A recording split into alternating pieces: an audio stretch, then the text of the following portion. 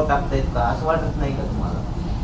नाही साहेब, माझ्या वाटण्याने उपयोग नाही ना, का की जी न्यायव्यवस्था आहे त्यांच्यासमोर जी सत्य असेल ते सगळ्यांसमोरच येणार आहे, त्यांच्यासमोर पण येणार आहे. आज ते बोलतायत, जेव्हा त्यांच्या समोर येईल, आज त्यांना अगर भरोसा वाटत नाही, जेव्हा त्यांच्या समोर येतील त्यावेळेस बघू त्यांचं काय उत्तर येतं. तुम्ही न्यायव्यवस्थेवरती देखील विश्वास व्यक्त केलेला आहे आणि दुसरीकडे मात्र पंतप्रधानांना देखील थेट पत्र देखील लिहिलेलं आहे. सर, मला न्यायव्यवस्थेवर भरोसा नाही म्हणून मी पत्र नाही लिहिलं.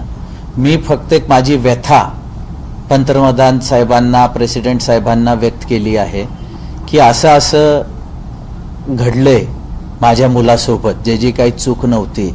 तो एक चांगला सुशिक्षित मुलगा, आज काम करणारा होता, त्याच्यासमोर त्याच्यासोबत असा अन्याय झालाय आणि त्याच्यासाठी फक्त मी एवढीच त्यांना प्रार्थना केली की तुम्ही लवकरात लवकर निष्पक्ष न्याय मिळावा त्याला, ह्याची मी प्रार्थना केली. जर नरेंद्र मित्तल यांनी षडयंत्र केलं असेल आणि जर कदाचित त्यांची चौकशी झाली नाही तर नक्की कारण काय होतं हे बाहेर येणार नाही, तर तुम्ही पुढे पोलिसांना तशी विनंती करणार का की नरेंद्र मित्तलांना आरोपी करावं, त्यांची चौकशी करावी, कारण त्यांची चौकशी केल्याशिवाय किंवा त्यांच्यावरती गुन्हा दाखल झाल्याशिवाय पुढची न्यायालयीन प्रक्रिया होणार नाही? सर, मी ते बोलूचा विषय नाही आहे, का की जे जे आरोपी त्यात असतील आणि पोलीस त्याच्यावर जांच करत आहे, त्यांना जे वाटतं योग्य ते करतील. आरोपी झाल्यानंतर मग षडयंत्राचं हे बाहेर कसं येणार? असं म्हणताय की जर नरेंद्र मित्तलांना हे सगळं माहिती होतं, माहीत असून पण त्यांनी हे केलं किंवा हे षडयंत्राचा भाग असू शकतो, जर नरेंद्र मित्तलांवरती गुन्हा दाखल झाला नाही, त्यांची चौकशी केली नाही, तर हे सगळं बाहेर कसं येणार? नाही, आता ते पोलिसांचं इन्व्हेस्टिगेशन पार्ट आहे की ते काय प्रकारे करतायत. त्यानंतर तुम्ही तक्रार घेणार का की नरेंद्र मित्तलांना आरोपी करावं याच्यामध्ये? तक्रार अगर असं त्यांना गरज वाटली, त्यांनी मला सांगितलं तर करीन, पण आता म्हणजे त्यांच्या इन्व्हेस्टिगेशन पार्टचा मला अजून आयडिया नाही आहे, का की मला जे जे काय वाटत होतं मी ते पोलिसांना सांगितलेलं आहे ऑलरेडी.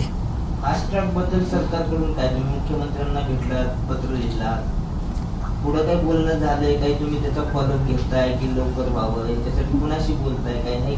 उत्तर आले का पत्रात? नाही, पत्राचं उत्तर नाही. सर, तुम्ही तुळजापूरमध्ये पण एक मुवमेंट चालू झाली या गोष्टीवरून, असं काही आहे का? हो, मी तुळजापूरला जन्मलो, तिथंच मोठा झालो.